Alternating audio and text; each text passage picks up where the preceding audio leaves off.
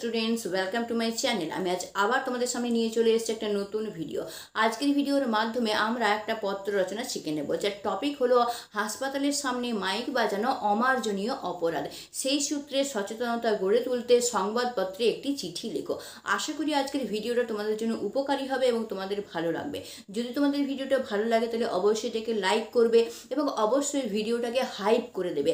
Hype করলে এই ভিডিওটা অনেকজনের কাছে পৌঁছাতে পারবে এবং তাদেরও লাভ হতে পারবে। তাই তোমার একটা হাইপ, একটা লাইক এই ভিডিওটাকে অনেক দূর অবধি পৌঁছাতে পারে এবং অনেক জনের লাভ করতে পারে। তাই আমি আশা করছি যে তোমরা অবশ্যই এটাকে লাইক করবে, অবশ্যই এটাকে হাইপ করবে এবং তুমি যদি আমার চ্যানেল নতুন হও চ্যানেলটাকে অবশ্যই সাবস্ক্রাইব করে রেখে নেবে, যাতে আমি যখনই এই ধরনের এডুকেশনাল ভিডিও বানাবো যা তোমার জন্য উপযোগী হবে তা সবার প্রথমে তোমার কাছে পৌঁছে যেতে পারে। আর হ্যাঁ, আমাকে কমেন্ট করতে কিন্তু একদম ভুলবে না। তাহলে চলো এবার আমরা ভিডিওটা শুরু করি।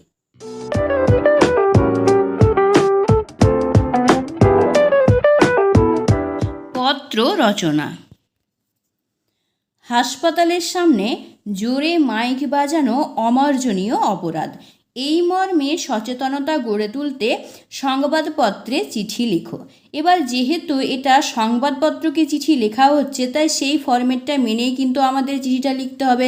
তাই তোমরা খুব মন দিয়ে দেখবে যে কিভাবে ফরম্যাটটাকে করা হচ্ছে এবং এভাবে লেখার চেষ্টা করবে। দেখো, সবার প্রথমে তোমাদের একেবারে বাঁ দিকে চলে আসতে হবে এবং এখানে যে সংবাদপত্রে পত্রটা লিখছো তার নাম এবং ঠিকানা লিখতে হবে। কিন্তু তার আগে সবার প্রথমে এখানে কিন্তু তুমি যাকে পত্রটা লিখছো তাকে সম্বোধন অবশ্যই করতে হবে। যেমন আমি এখানে লিখেছি মাননীয় সম্পাদক ও মহাশয় সমীপেশু, তুমিও কিন্তু ঠিক এভাবেই লিখবে।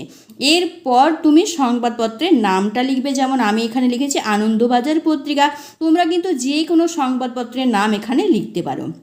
এবার আমি যেহেতু লিখেছি আনন্দবাজার পত্রিকা, তাই আমি তার ঠিকানাটা এখানে দেব। এবার তোমরা যেই পত্রিকার নাম লিখবে তার ঠিকানাটা এখানে দেবে। তাহলে কি লিখলাম আমি? মাননীয় সম্পাদক মহাশয় সমীপেশু বলে আমরা সম্বোধন করলাম। তারপর পত্রিকার নাম লিখলাম আনন্দবাজার পত্রিকা। তারপর ঠিকানা কি লিখলাম? প্রফুল্ল সরকার স্ট্রিট, কলকাতা 700001। এবার তোমাদের কি করতে হবে? একটুখানি গ্যাপ ছেড়ে বিষয়টা লিখতে হবে। বিষয়টা কিন্তু মাস্ট, এখানে বিষয়টা লিখতেই হবে, কেন কি বিষয়ের ওপরও কিন্তু তোমাদের মার্কস থাকে। বিষয়টা না লিখলে কিন্তু তোমাদের মার্কসটা কাটা যাবে।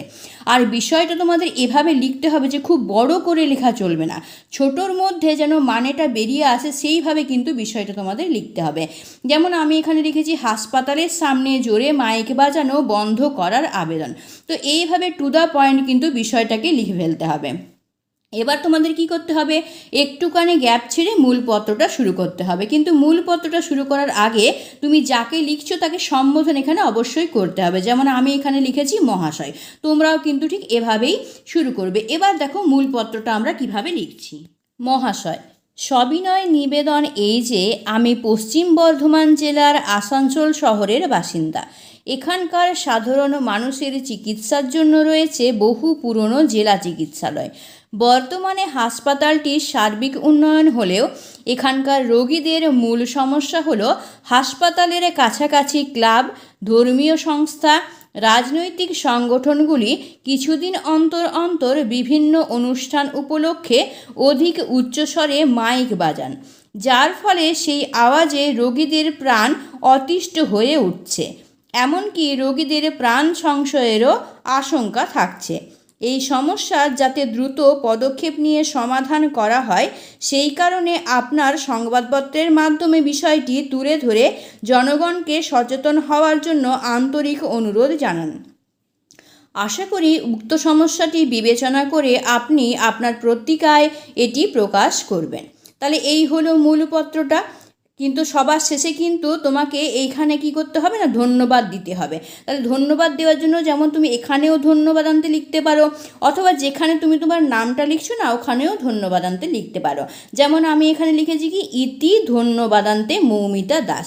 তো এভাবেও লিখতে পারো, অথবা হয়তো তুমি এখানে লিখলে ধন্যবাদ আনতে, তারপর ইতি লিখে মৌমিতা দাস, এভাবেও কিন্তু তুমি লিখতে পারো। হলো, এবার কি করতে হবে না, বাঁ দিকে চলে আসতে হবে। এবার এখানে কি করতে হবে, তারিখটা লিখতে হবে, যেদিন পত্র লিখছো সেদিনের তারিখটা দেবে, অথবা পরীক্ষায় যদি লিখছো তাহলে পরীক্ষার দিনের তারিখটা এখানে দেবে। ঠিক আছে, যেমন আমি এখানে দিয়েছি 27/7/2025।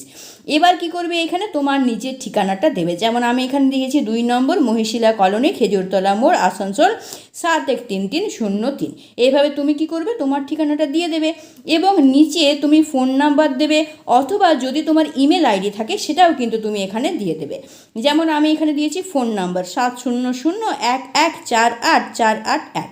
এইভাবে ফোন নাম্বার দেবে, এবং ইমেল অ্যাড্রেস থাকলে সেটাও কিন্তু অবশ্যই দিয়ে দেবে। তাহলে এটা হলো মূল ফর্মেট এবং মূল পত্রটা। তোমরা কিন্তু ঠিক এইভাবেই লেখার চেষ্টা করবে, তাহলেই দেখবে তোমাদের 1 নাম্বারও কাটা যাবে না এক্সামে। আশা করি তোমরা খুব ভালোভাবে জিনিসটা বুঝতে পেরেছো। তাহলে দেখলে কি সুন্দরভাবে আমরা এই টপিকের উপর একটা পত্র রচনা করে নিতে পারলাম। তোমরা কিন্তু এর ফরম্যাটের দিকে অবশ্যই খেয়াল রেখে পত্রটা লিখবে। এইভাবে ফরম্যাটের দিকে খেয়াল রেখে যেভাবে দেখিয়ে দিলাম সেইভাবে যদি পত্রটা লিখতে পারো না, তাহলে এক্সামে তোমরা খুব ভালো মার্কস পেতে পারবে। তাহলে আজকের ভিডিওটা আমি এখানেই শেষ করছি। পরের ভিডিওতে নতুন কোনো টপিক নিয়ে আবার তোমাদের সামনে হাজির হচ্ছি। ততক্ষণের জন্য বাই, এবং ভিডিওটা দেখার জন্য তোমাদের অসংখ্য ধন্যবাদ।